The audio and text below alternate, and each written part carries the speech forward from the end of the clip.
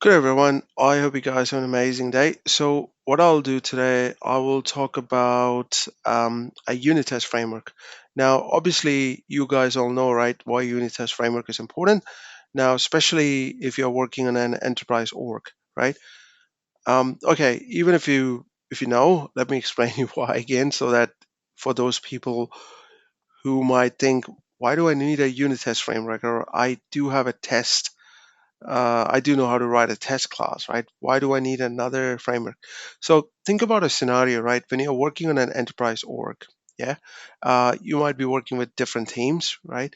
And different teams might contain different developers, right? Depending upon the skill set. Let's assume, for the sake of argument, you're dealing with a senior developing team, right?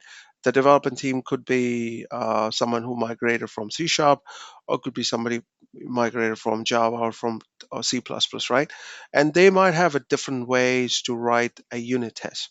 Now, imagine what will happen, right? If everyone start writing a unit test in their own ways, then it kind of make it challenging for someone else who comes later and wants to add an extra functionality to the unit test, right?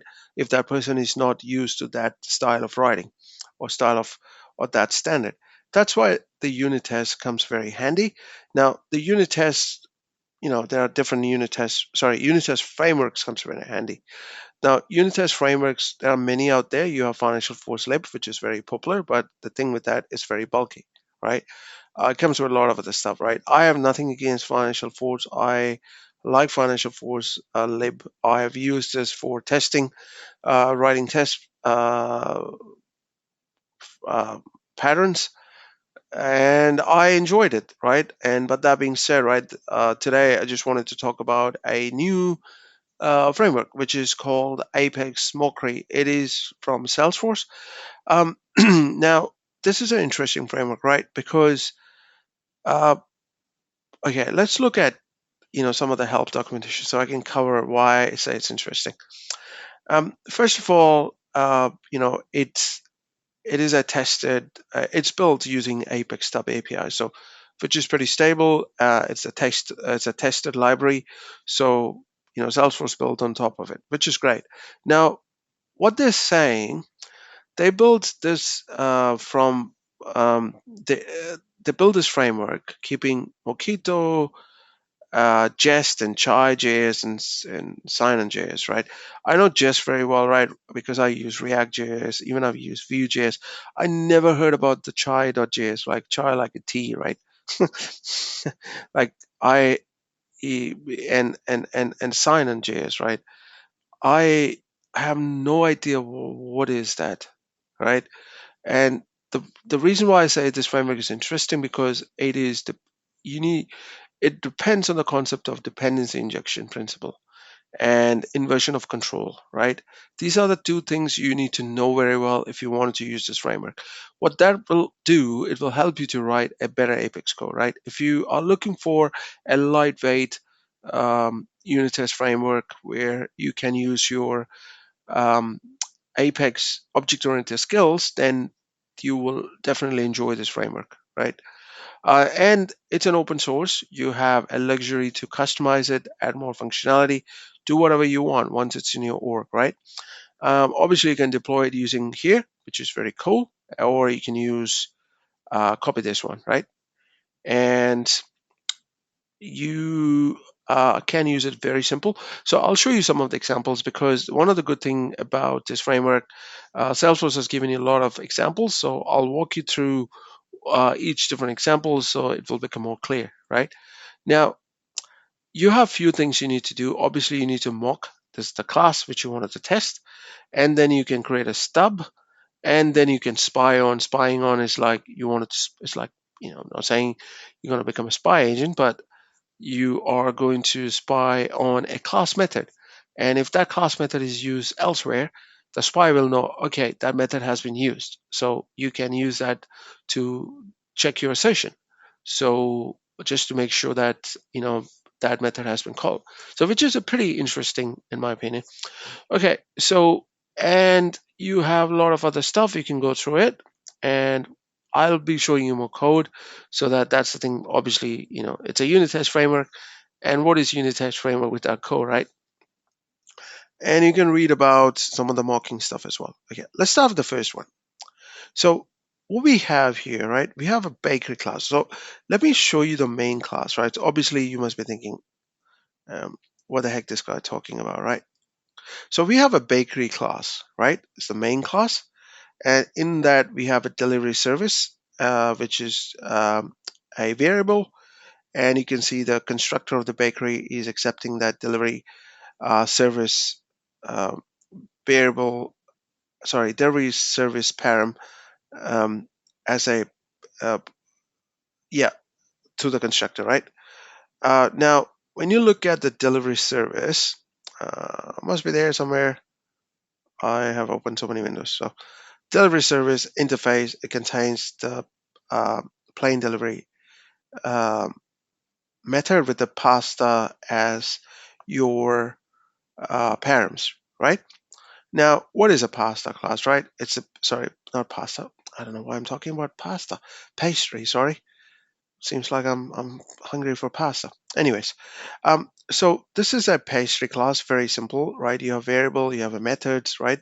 As usual, right? There's nothing fancy there. So here they're using pastry um, as a meta param.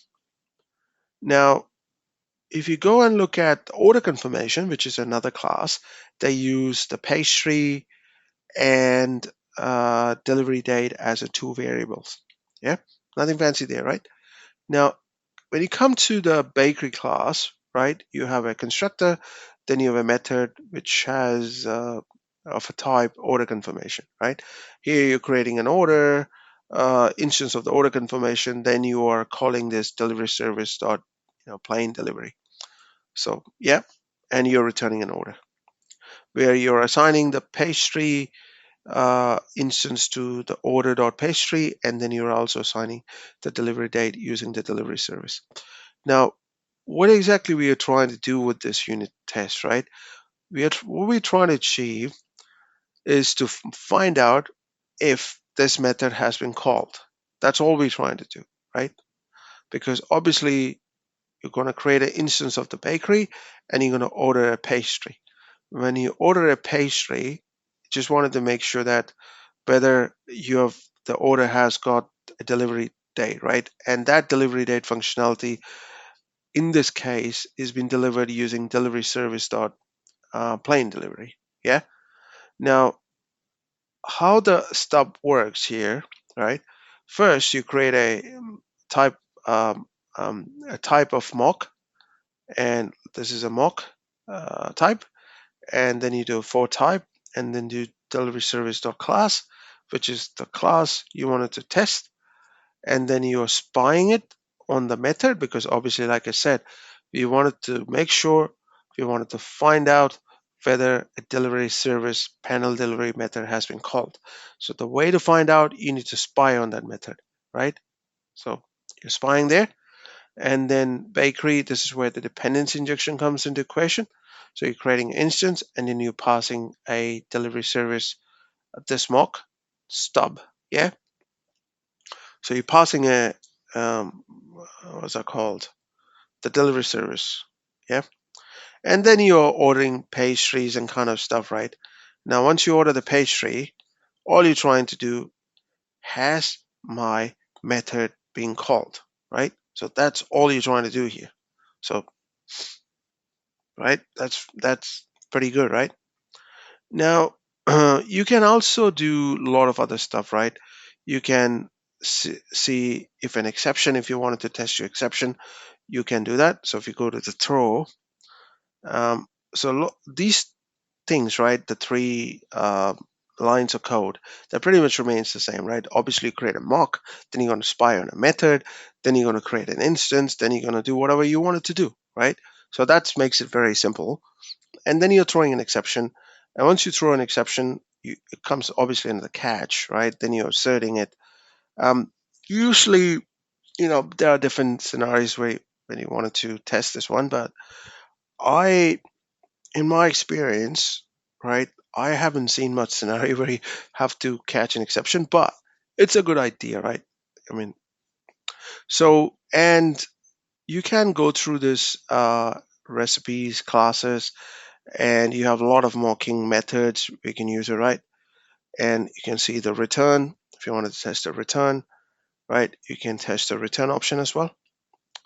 And there are a lot of options there. This is one of the things that Salesforce has done. They're giving you a lot of examples, sample code, which you can use to write it. It's not difficult, right? It's a very lightweight. You can use it. Now, I understand if you say, right, hey, look, we already have an inbuilt in-house unit test framework. That's pretty good. If you have it, then you don't have to worry about it. But I'm talking about those who do not have any inbuilt or in-house unit test framework, and they're relying on, whichever way. So maybe have a look at it if you like it. See what you think. Obviously, like I said, right, you need to understand how the dependency injection works. If your team struggles with a basic object-oriented way of doing things, then this unit test framework will pose a challenge, right? Because there is an expectation that you guys understand object-oriented program, which is a fair expectation in my opinion, because Apex is an object-oriented language. Okay, so yeah, that's pretty much I wanted to cover, and I'll put the link in the description below. Right, as I said, it's a very simple unit test framework, and I would highly encourage, if you wanted to use it, you should consider using it. Or if you're a fan of FFlib, you've been using it, keep on using it, right? But for a small org, I personally don't think you need FFlib because it's bulky. Yeah. So that being said, hope you guys have an amazing Tuesday. Adios.